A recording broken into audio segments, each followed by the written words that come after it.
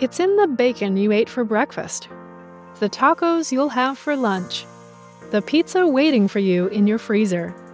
On average, Americans consume 3,400 milligrams of it per day, far more than the recommended limit. What is it? It's a mineral, one we've been using in our food for thousands of years. Sodium, but you may know it as salt. In fact, salt, or sodium chloride, is the most common form of sodium in the diet. Without it, our bodies wouldn't be able to properly retain water and achieve fluid balance. But balance is hard. While it is possible not to get enough sodium, 90% of Americans consume way too much salt. But what harm can a mineral that our body needs for its survival actually do? When we have too much salt, we retain too much fluid, which can increase blood pressure. Think of a hose. You turn up the water and pressure in the hose increases, right?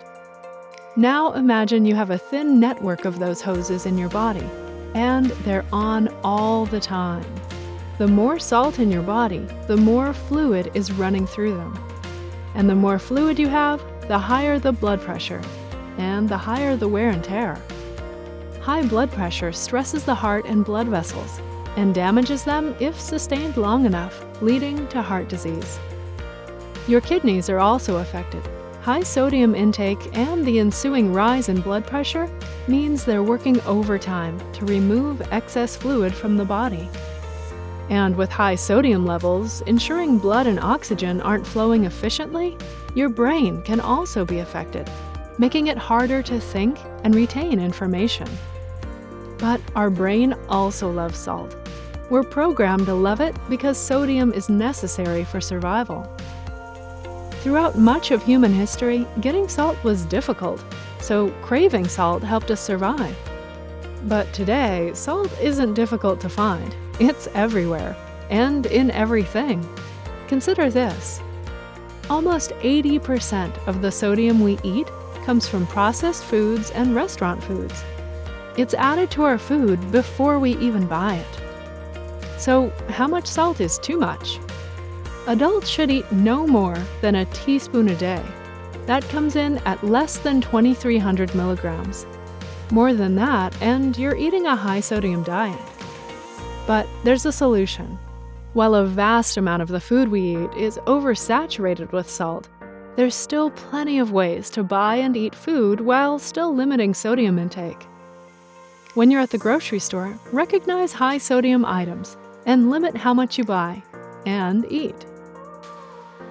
There's a lot of hidden salt in pepperoni pizza, tacos and burritos, processed cheese like American slices, white bread, processed meats like bacon, ham, and hot dogs, canned soup and vegetables, frozen dinners, instant rice and pasta, snacks like chips and crackers, spaghetti sauce, and condiments like ketchup and salad dressing.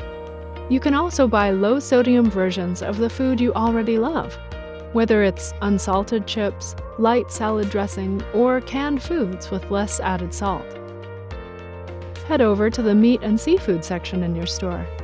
Instead of processed meats, are there any poultry, seafood, or lean meats on ice? Feel free to try them out. And if you don't want frozen meat, you can also find fresh, unfrozen versions.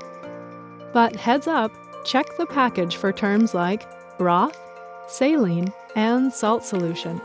If you're seeing those words, go for another brand.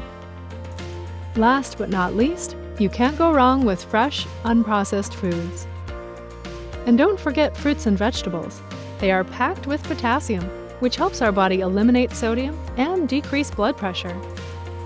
So you brought some good low-sodium options home. What now? Cooking at home more often, using fresh, whole ingredients, is probably one of the best ways to eat less salt. And just because you're using less salt in the meals you make, doesn't mean there has to be less flavor.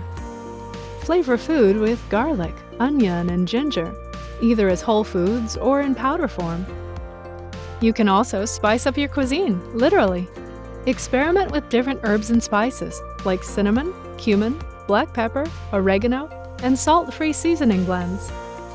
Or for a more citrusy profile, Add a squeeze of lemon or lime, or even vinegar. Another tip? Get that salt shaker off your table. But if you're still craving salt and decide to use a salt substitute, please talk with a dietitian or other healthcare provider first. Some salt substitutes might not be appropriate for folks with certain medical conditions, or if they're taking certain medication. What about when you go out to eat?